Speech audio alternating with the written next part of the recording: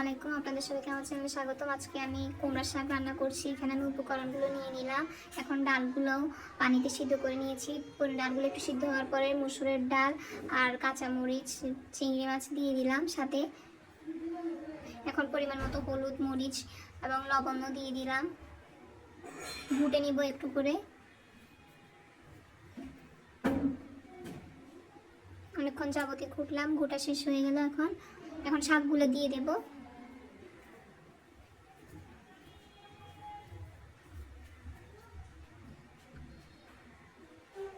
শাকগুলো একটু নেড়ে চেড়ে ঢেকে দেওয়া হবে। এখন একটু ভালো করে নেড়ে চেড়ে নিচ্ছি।